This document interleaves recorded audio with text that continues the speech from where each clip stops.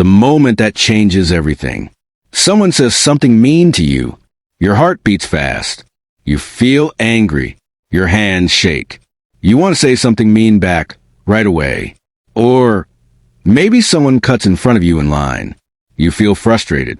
You want to yell at them. Or your friend sends a text that sounds rude. You feel hurt. You want to text back something angry. These things happen every day. Someone makes you upset. Something goes wrong. You feel a strong emotion. And in that moment, most people do the same thing. They react. They say or do something without thinking. They let their feelings control them. But here's the truth. That moment between feeling upset and doing something, that tiny moment is the most important moment of your day. Most people don't even know this moment exists. They feel angry and boom, they're already yelling. They feel hurt and boom, they're already crying or fighting back. But what if you could stop in that moment? What if you could feel the anger but not yell? What if you could feel hurt but not attack back? What if you could be upset but stay calm? This is called the power of not reacting. It means you feel your feelings, but you don't let them control you. You don't do things you'll be sorry for later. You stay in control of yourself. This book will teach you how to do this. It will help you stay calm when others are mean. It will show you how to think clearly even when you're upset. It will teach you to be strong by staying quiet sometimes. And it will help you feel more peaceful inside. The best part is anyone can learn this. It doesn't matter if you're someone who gets angry easily or cries quickly. You can learn to control how you react. Let's begin. Chapter 1. Feel it, but don't do it. Something happens that makes you angry. Maybe your brother took your things without asking. Maybe someone called you a bad name. Maybe your parents said something that hurt your feelings. You feel the anger rise up inside you. Your body gets hot. Your muscles get tight. You want to yell or throw something or say mean words back. This is normal. Everyone feels this way sometimes. But here's the important part. Just because you feel it doesn't mean you have to do it. Think about it like this. When you feel hungry, you don't have to eat immediately. You can wait until dinner time. When you feel tired, you don't have to sleep right away. You can finish your homework first. The same is true for anger, hurt, or any strong feeling. You can feel it without acting on it right away. Most people never learn this. They think if they feel angry, they must show it. If they feel hurt, they must cry or get revenge. But that's not true. You can feel angry inside and still stay calm outside. You can feel hurt, but not attack the person who hurt you. Here's how to practice this.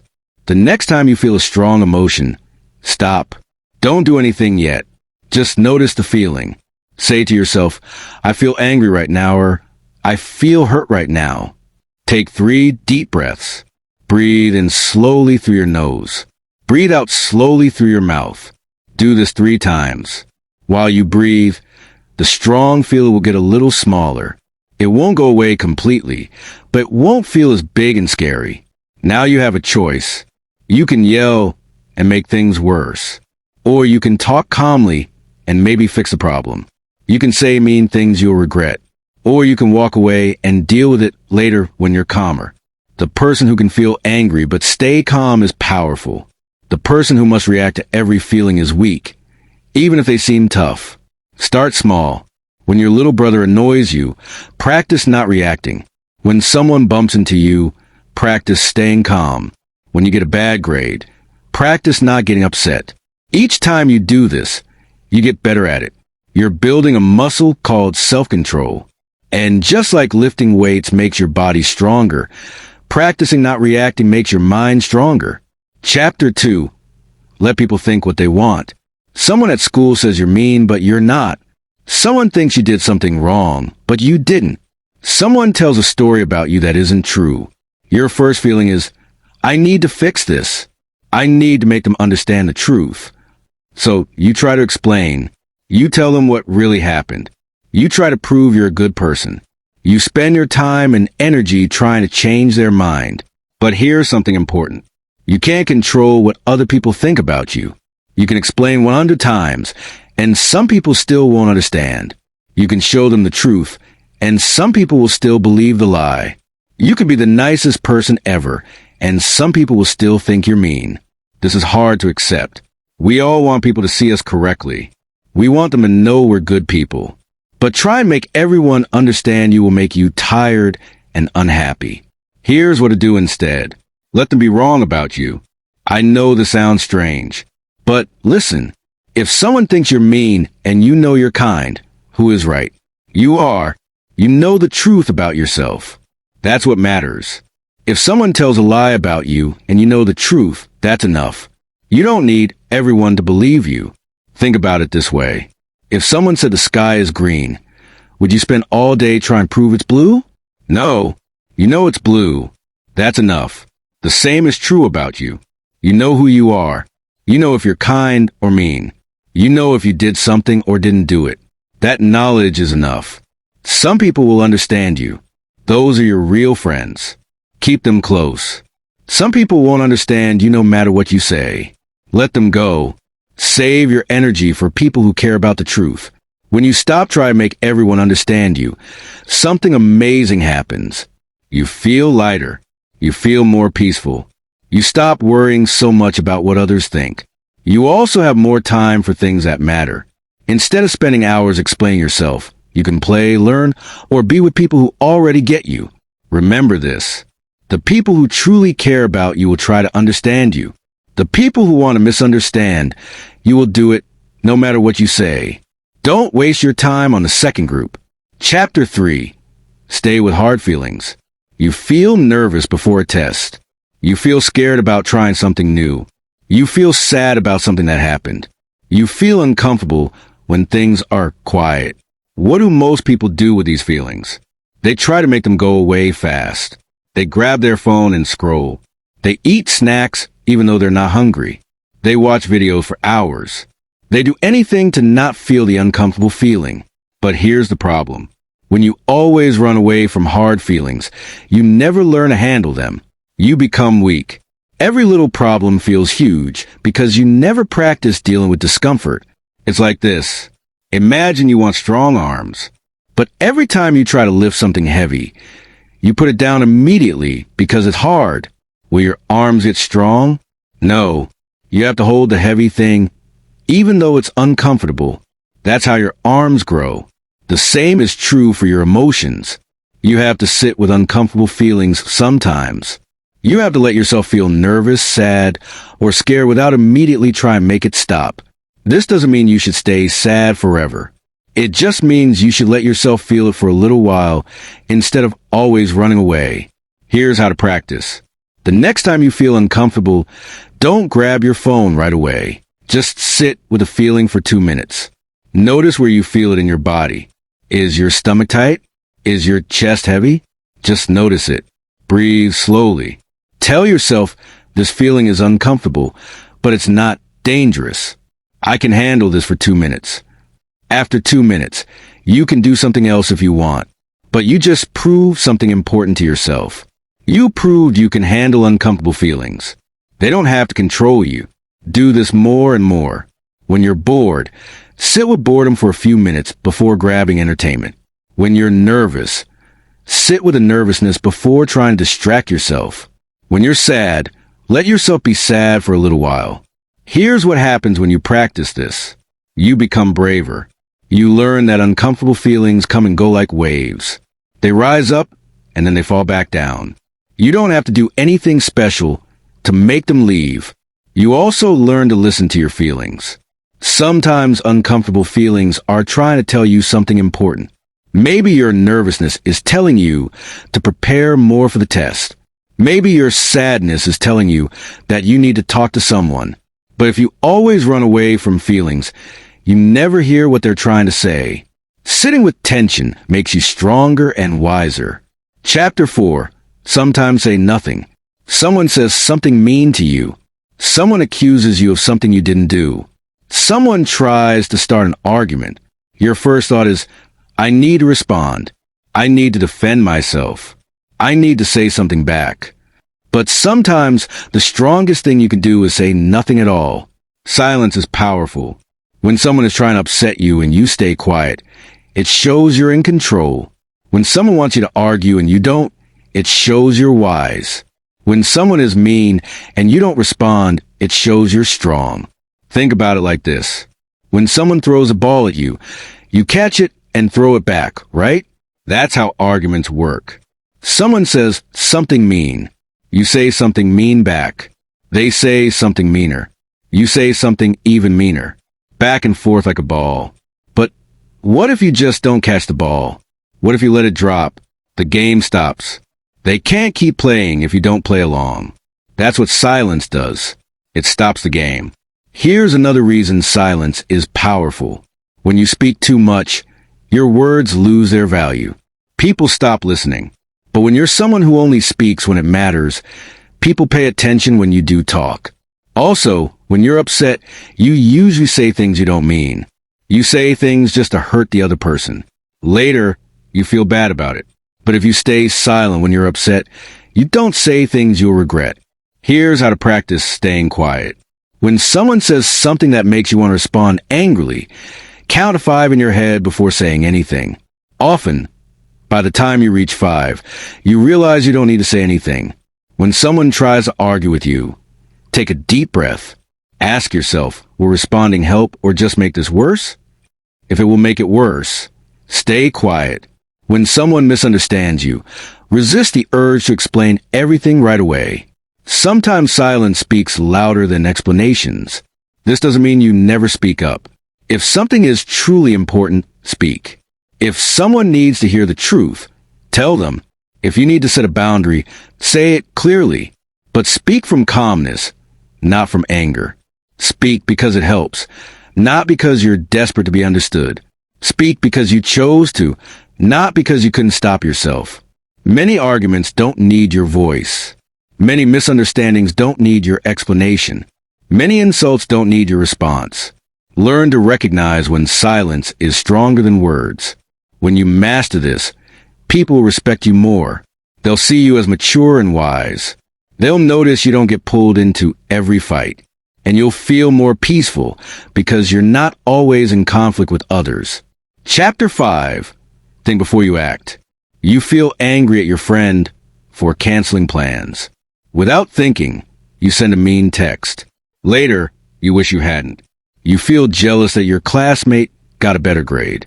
Without thinking, you say something rude to them. Later, you feel bad. You feel hurt by something your parents said. Without thinking, you slam the door and yell. Later, you regret it. Notice the pattern? You feel something, and immediately you do something. Then you regret it. This happens because there's no space between your feeling and your action. They happen so close together that it feels automatic. But here's the good news. You can create space between feeling and action. You can learn to pause. In that pause, you can think, and when you think, you make better choices. Imagine your feeling is like a wave at the beach. When you react immediately, it's like the wave crashes over you and pulls you into the ocean. You have no control. But when you pause, it's like you step back and watch the wave. It comes close, but it doesn't pull you away. You stay safe on the beach. Here's how to create this pause. When you feel a strong emotion, stop your body. Don't let your hands type the text. Don't let your mouth speak the words. Don't let your legs walk away. Freeze for just 5 seconds. In those 5 seconds, ask yourself these questions. Will doing this make things better or worse? Tomorrow, will I be happy I did this or sorry? Is this who I want to be? Most of the time, if you're honest, you'll realize that reacting right away will make things worse. It won't solve the problem. It will just create a bigger mess. So what should you do instead? Take more time.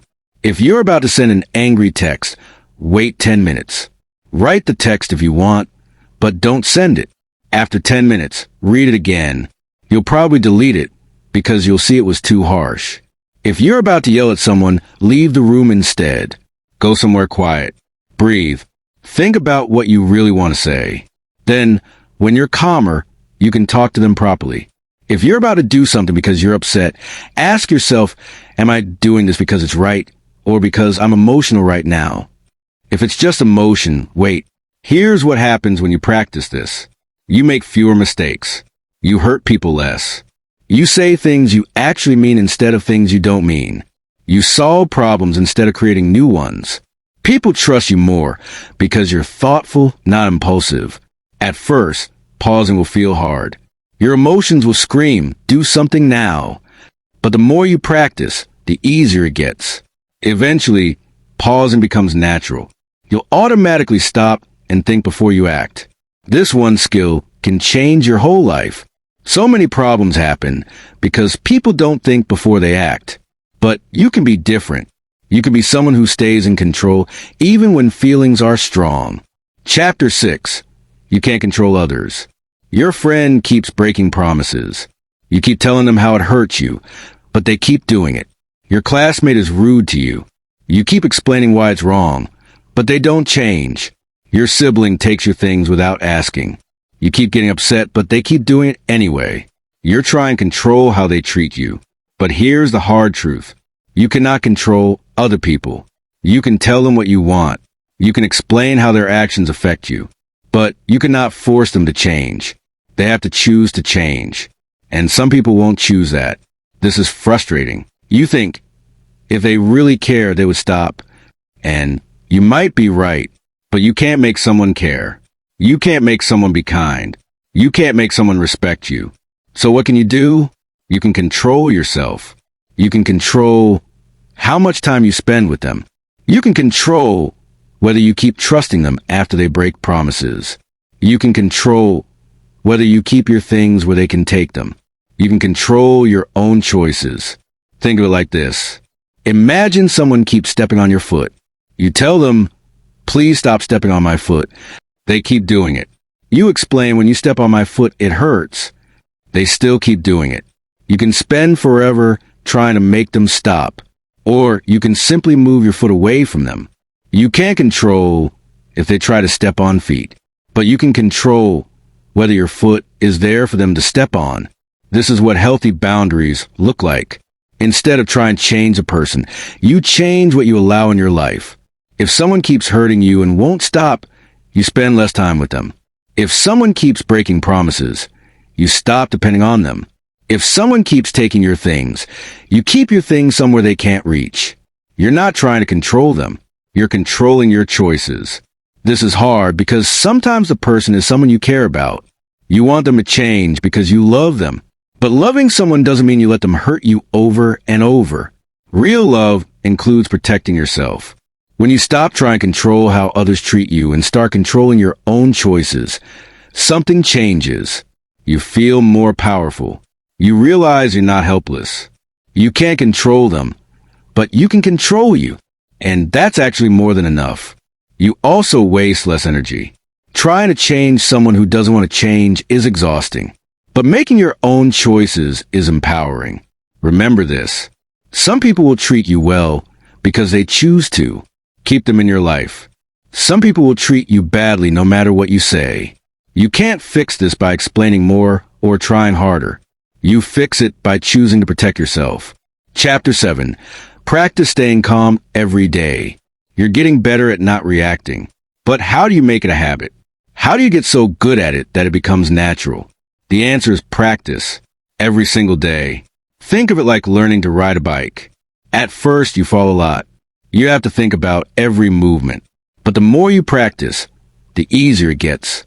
Eventually, you don't even think about it. You just ride. Not reacting is the same. At first, it's hard. You have to really concentrate. But if you practice every day, it becomes easier. Eventually, staying calm becomes your normal way of being. Here's how to practice. Start with small things. These are your training moments. Someone takes too long at the water fountain when you're thirsty. Practice waiting patiently instead of getting annoyed. Your parent asks you to do a chore when you're in the middle of something fun. Practice responding calmly instead of complaining. You lose a game. Practice being a good sport instead of getting upset. These small moments don't feel important, but they're actually the most important practice you can do. Because if you can stay calm in small, annoying moments, you'll be able to stay calm in big, difficult moments. Keep a mental score. At the end of each day, think about your reactions. Did you yell at someone today? Did you send an angry message? Did you say something mean? Be honest, but don't be mean to yourself about it. Just notice. Also notice when you did well. Did you stay calm when someone was rude? Did you think before you spoke? Did you choose silence when you wanted to argue? Celebrate these wins. The more you notice when you do it right, the more you'll want to do it right. Make it a game. See how long you can go without overreacting to anything. Can you make it through a whole day? A whole week? Challenge yourself to get better. You can also learn from your mistakes. When you do react badly, think about it later. What happened right before you reacted? What were you feeling? What could you have done differently? This isn't about feeling bad. It's about learning. Each mistake teaches you something about your triggers. Maybe you react more when you're tired. So you learn to be extra careful about your reactions when you're tired. Maybe you react more when you're hungry. So you make sure to eat before dealing with difficult situations. Maybe you react more with certain people. So you prepare yourself before talking to them. The key is practice and patience. You won't be perfect. You'll still react badly sometimes. That's okay. What matters is that you're getting better over time. If you used to yell every day and now you only yell once a week, that's progress. If you used to send angry texts all the time and now you usually wait and calm down first, that's growth. Keep practicing. Every single day, every small moment is a chance to get better at staying calm. Chapter 8. Know when to stay quiet. You made a decision and someone questions it. You did something your way and someone criticizes it. Someone has the wrong idea about why you did something. Your first thought is, I should explain. They need to understand my reasons. But wait, sometimes explaining is good. Sometimes it's a waste of time. Learning the difference is important. Here's how to know when explanation helps and when it doesn't. Ask yourself these questions. Is this person actually asking or are they just judging? Some people ask questions because they want to understand. These people listen to your answers. They're curious, not mean. Other people ask questions just to criticize. They don't actually care about your reasons. They just want to tell you why you're wrong. The first type deserves your explanation. The second type doesn't. Has this person listened before? Think about past conversations. When you've explained things before, did they try to understand? Or did they argue with everything you said? People who have shown they don't listen don't deserve more explanations. Save your words for people who actually hear them. Does this person's opinion actually matter? Some people's opinions are important because they're close to you or because they're in charge of something that affects you. Other people's opinions don't really matter to your life at all. Don't waste time explaining yourself to people whose opinion doesn't affect anything important. Will explaining help solve a problem? Sometimes explaining something will fix a misunderstanding or solve an issue. That's worth doing. Other times, explaining won't change anything except make you tired. If it won't help, don't do it. Here's what happens when you explain yourself too much. You start to feel like you need permission to make choices. You begin to doubt yourself because you're always defending your decisions. You waste energy that could be used for better things. You give power to people who shouldn't have power over you. Instead, practice saying less. When someone questions your choice and they haven't earned the right to your explanation, you can simply say, I've thought about it and this is what I'm choosing, or I appreciate your concern, but I'm comfortable with my decision. You don't need to give reasons to everyone. You don't need to prove yourself to people who aren't important in your life. You don't need to defend every choice you make. Save your explanations for people who matter, people who care about you, people who care about you, people who listen with respect, people whose opinions actually help you grow. For everyone else, a simple statement of what you've decided is enough. This is a form of not reacting. You feel the urge to defend yourself, to prove you're smart, to make them see you're right. But you don't obey that urge. You stay quiet. And that silence is powerful. Chapter 9. Be your own leader. Every day, something wants to be in charge of you. Your anger wants to be in charge when someone upsets you. Your fear wants to be in charge when you have to do something hard. Your sadness wants to be in charge when something goes wrong. Your laziness wants to be in charge when you should do your homework. If you let these feelings be in charge, your life will be a mess. You'll do things you regret. You'll avoid things you should do. You'll hurt people you care about. But there's another option. You can be in charge of yourself. You can be the leader of your own life. What does this mean? It means you're the one who decides what you do, not your feelings. Think of it like this. Your feelings are like advisors. They give you information. Anger tells you something bothered you.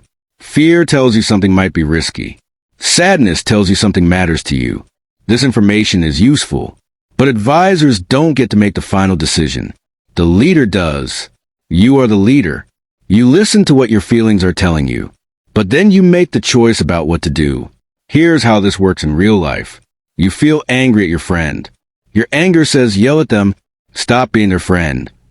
But you, the leader, pause. You think, why am I angry? Is there a better way to handle this than yelling? You decide to talk to your friend calmly later, when you're not as upset. You're leading yourself, not being led by anger. You feel scared about giving a presentation in class. Your fear says don't do it. Pretend you're sick. Run away. But you, the leader, pause. You think, this is important for my grade. The fear is just discomfort, not real danger. You decide to do the presentation anyway, even though you're scared. You're leading yourself, not being led by fear. You feel sad about something that happened.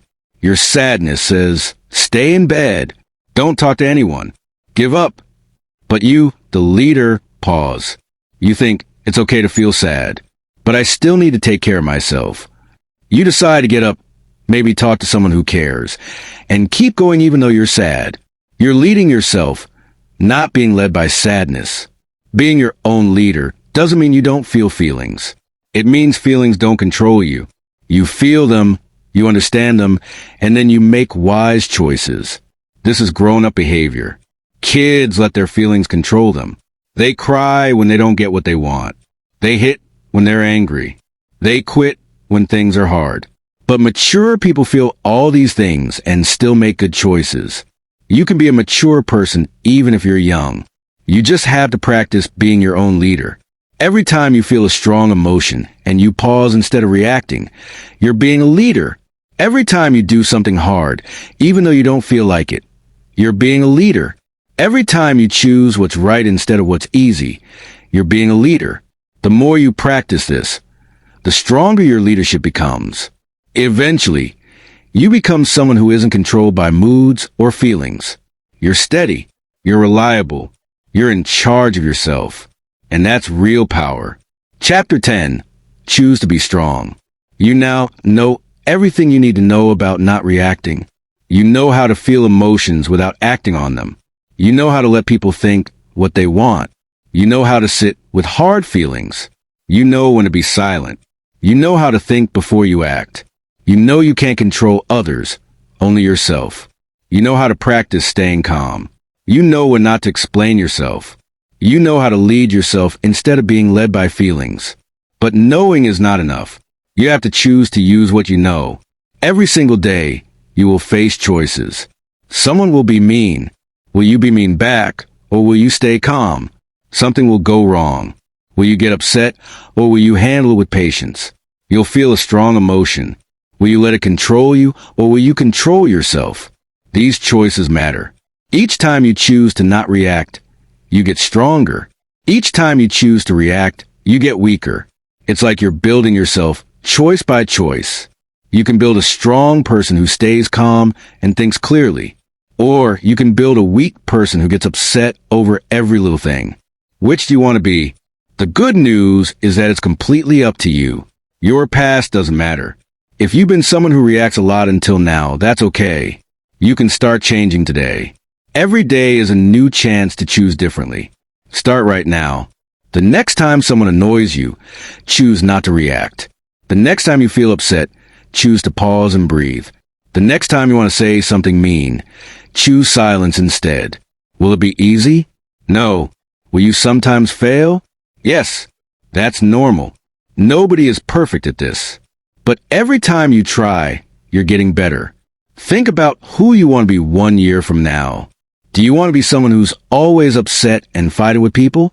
Or do you want to be someone who's calm and respected?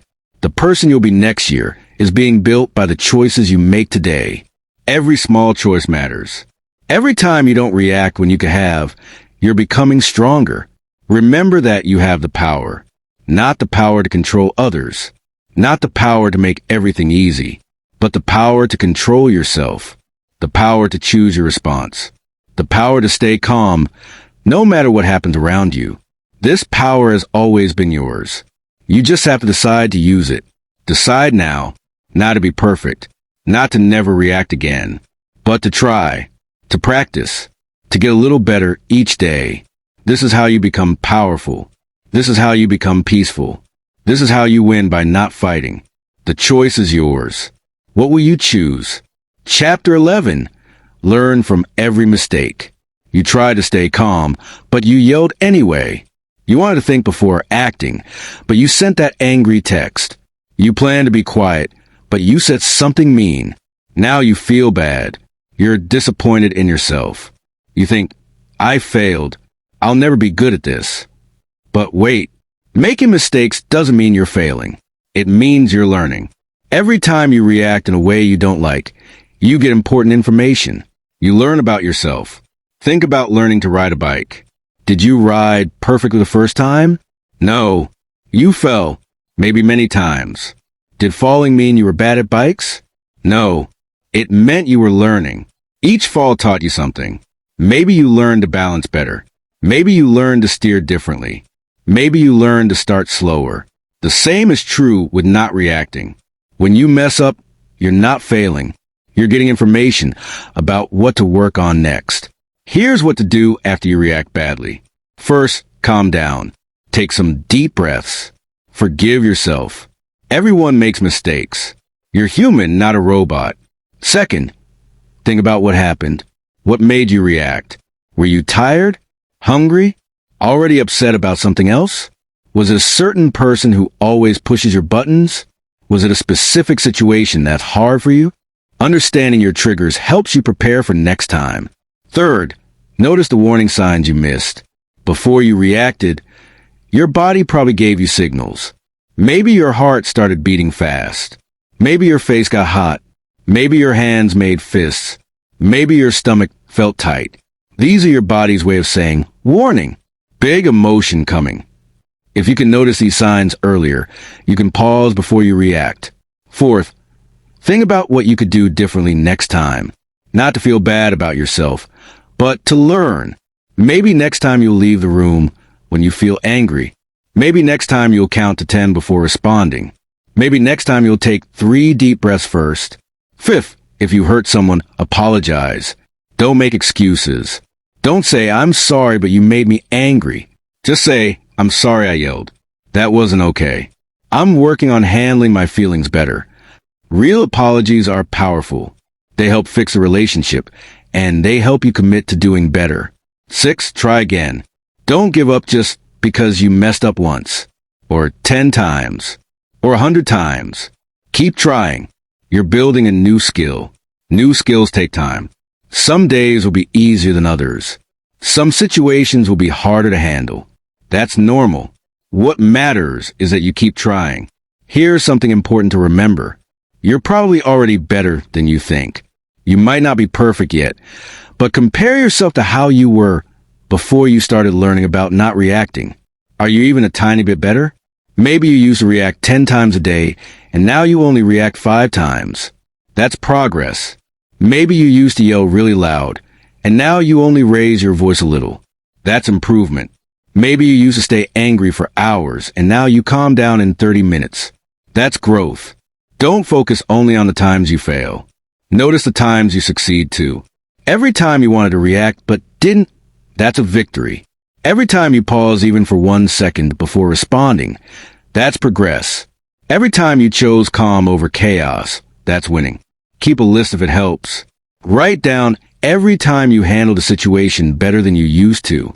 On days when you feel like you're not improving, read that list. It will remind you how far you've come. Learning from mistakes is actually a superpower.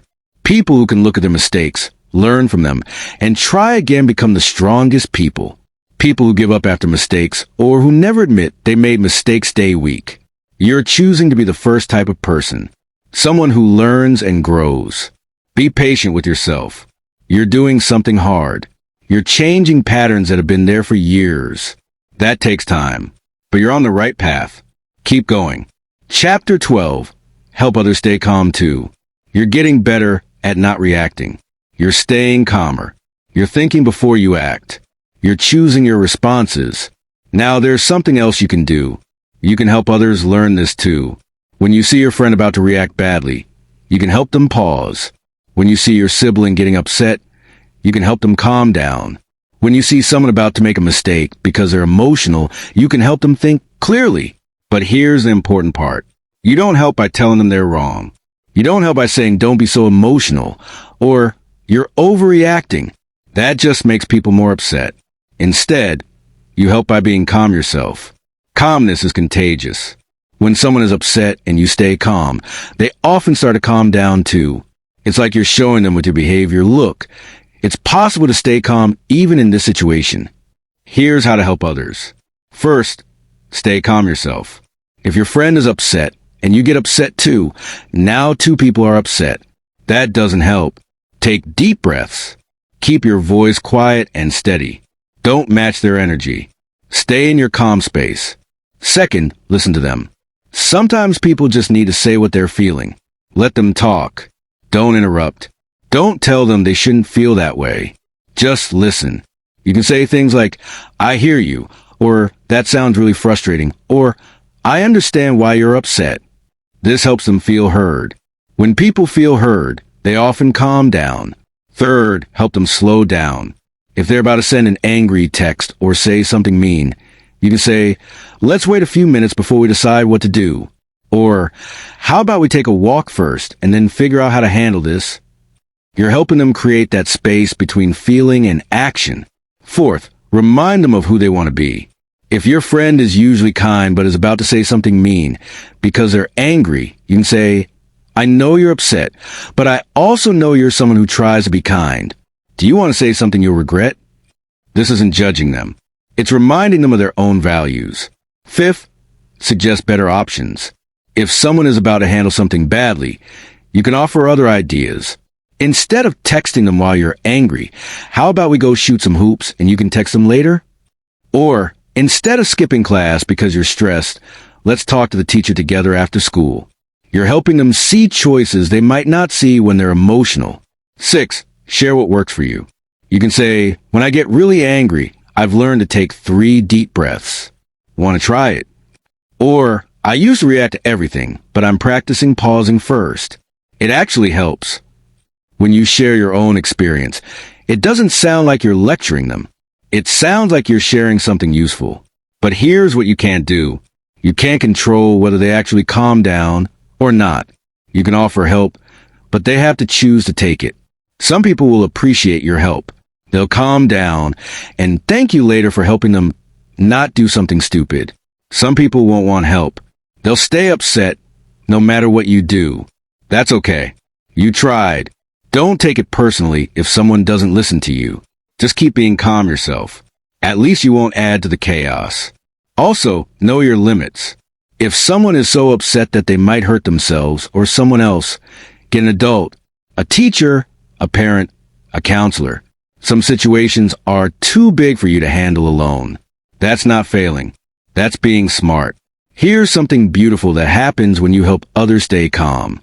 You get even better at staying calm yourself. Teaching others helps you learn even more. It makes the lesson stick in your own mind. You also create a calmer environment around you. When your friends and family learn to react less and respond more, everyone's life gets better. There's less drama, less fighting, less hurt feelings. You start a positive chain reaction. You learn to stay calm. You help your friend stay calm. Your friend helps someone else. That person helps another person. Slowly, the people around you become calmer and wiser. And it started with you. That's real leadership. Not being the loudest or the toughest. Being the calmest. Being someone who helps others be their best selves. You have the power to change not just your own life, but the lives of people around you. Use it wisely.